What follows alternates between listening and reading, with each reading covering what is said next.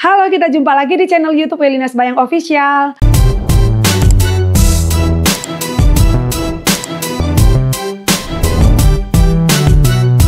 Halo teman-teman, kita kembali lagi melakukan pembahasan soal persiapan bagi teman-teman yang mau UKOM dan juga P3K Kebidanan di tahun 2024 ini. Nah, kali ini kita akan melakukan pembahasan soal dengan topik KB, keluarga berencana ataupun pelayanan kontrasepsi dalam kebidanan. Oke, langsung saja kita mulai soal nomor 1. Seorang perempuan umur 24 tahun datang ke praktek mandiri bidan, mengeluh ingin memakai kontrasepsi tetapi yang tidak mengganggu produksi ASI. Nah, jadi di sini sudah dapat kita langsung mengambil pelajaran ataupun memilih konsep kalau alat kontrasepsi yang akan kita pilih di dalam kasus ini adalah alat kontrasepsi untuk ibu menyusui, ya.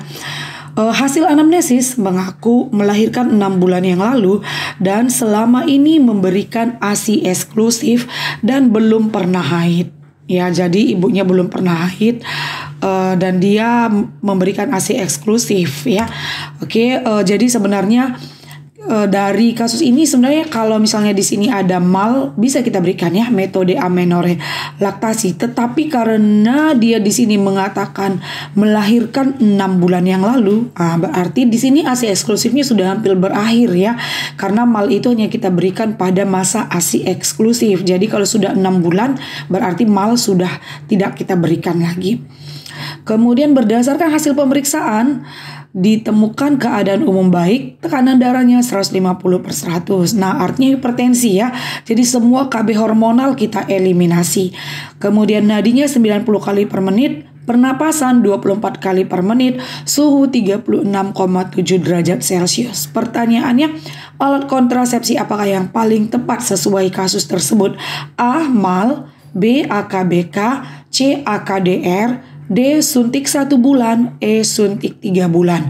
Nah, jadi seperti saya katakan tadi, kalau untuk soal KB ini kita eliminasi dulu semua pilihan alat kontrasepsi yang tidak cocok. Nah, jadi untuk kasus ini MAL ini tidak bisa kita berikan karena tadi umur bayinya di sini sudah 6 bulan, ya, melahirkan 6 bulan yang lalu.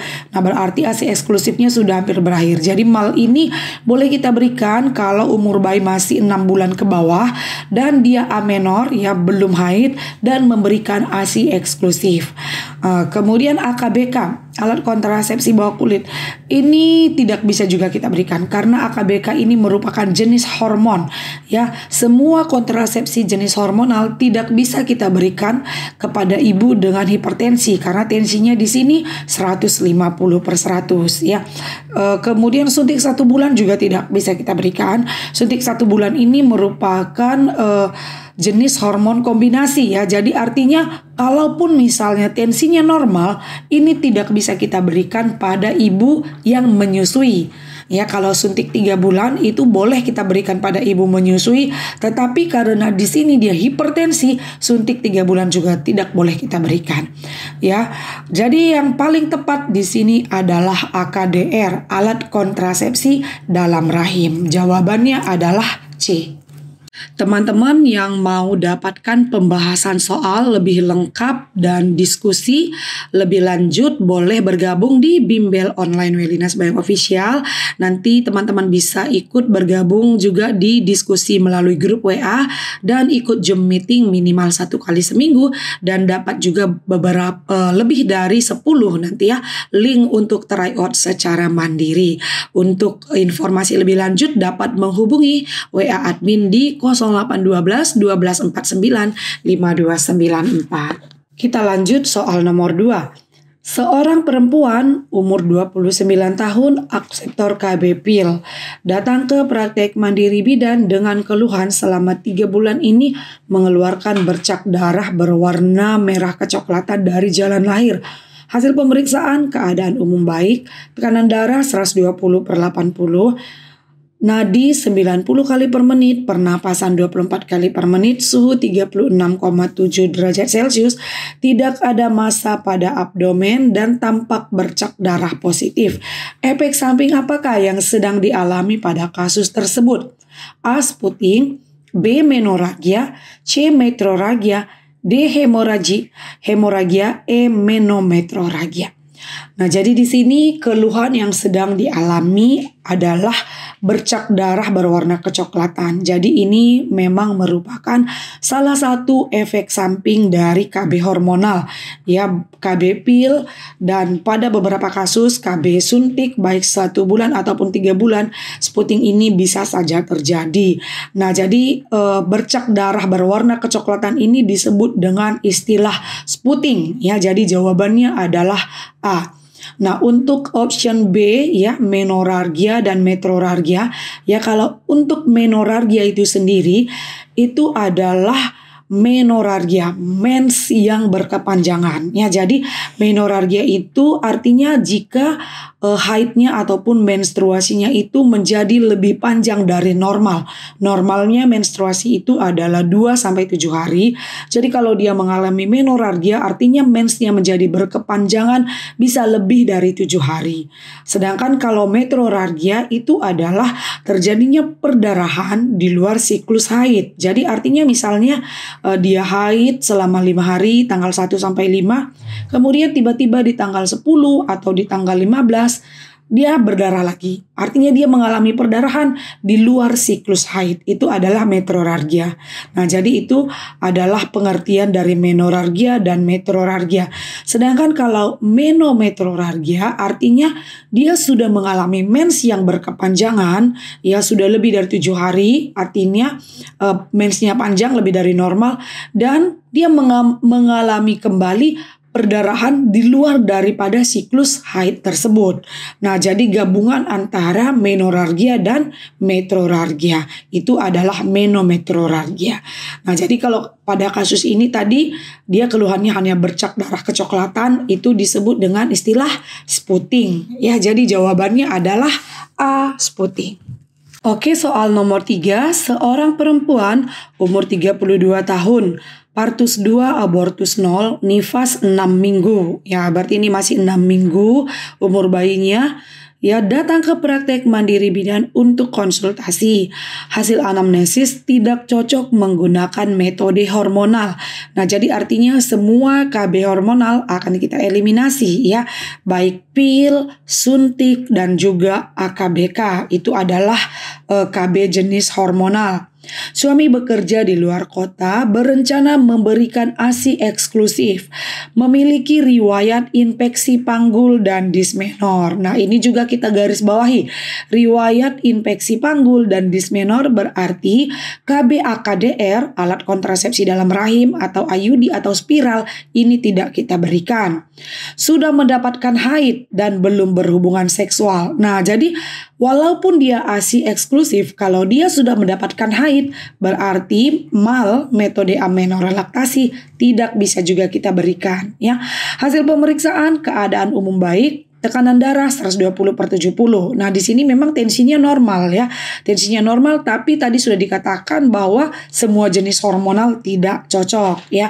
Nadinya 80 kali per menit, suhunya 37 derajat Celcius, pernapasan 20 kali per menit, tinggi fundus uteri tidak teraba. Metode kontrasepsi apakah yang paling tepat pada kasus tersebut? A. MAL, metode amenorelaktasi. B. AKDR, alat kontrasepsi dalam rahim. C. Kondom. D. Metode kalender. E. Senggama terputus. Nah, jadi tadi sudah ada keterangan bahwa dia sudah haid, ya. Jadi MAL tidak bisa kita berikan. AKDR juga tidak karena dia memiliki riwayat infeksi panggul dan dismenor. Ya, kemudian metode kalender ini tidak efektif. Kenapa? Karena di soal tidak ada diterangkan bahwa siklus haid, ya, siklus haidnya normal. Jadi metode kalender ini bisa kita berikan kalau ibu memiliki siklus haid yang normal dan teratur, ya. Senggama terputus itu tidak efektif untuk mencegah kehamilan. Jadi di sini yang paling tepat itu adalah kondom, ya, karena ibu tidak cocok dengan KB hormonal dan memang tidak ada pilihan KB hormonal di sini, ya. Jadi jawabannya yang paling tepat itu adalah C, kondom.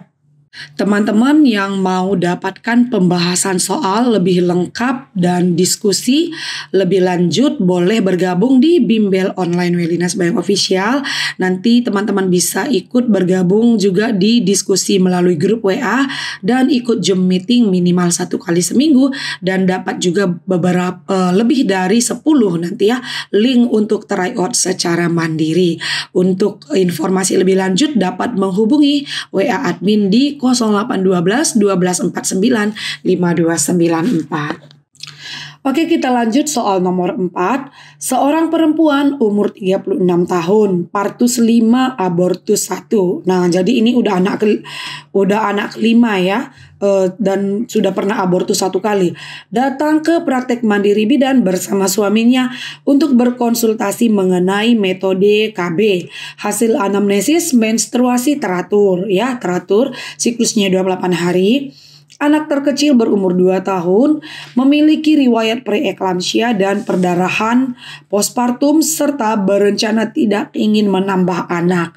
Hasil pemeriksaan tekanan darah 110/70, nadi 80 kali per menit, pernapasan 20 kali per menit, abdomen tidak teraba massa. Metode kontrasepsi apakah yang paling tepat pada kasus tersebut? A. AKDR, B. AKBK, C. Suntik, D. MOE, metode operatif wanita, E. Kondom. Nah, jadi ini merupakan soal yang cukup mudah ya, karena di sini umur ibu sudah 36 tahun, artinya sudah resti ya, sudah di atas 35 tahun dan partusnya sudah 5 kali dan sudah pernah abortus 1 kali dan tidak ingin menambah jumlah anak lagi. Nah, jadi tidak ingin menambah anak lagi berarti KB yang paling tepat itu adalah metode operatif wanita ataupun steril ataupun tubektomi ya.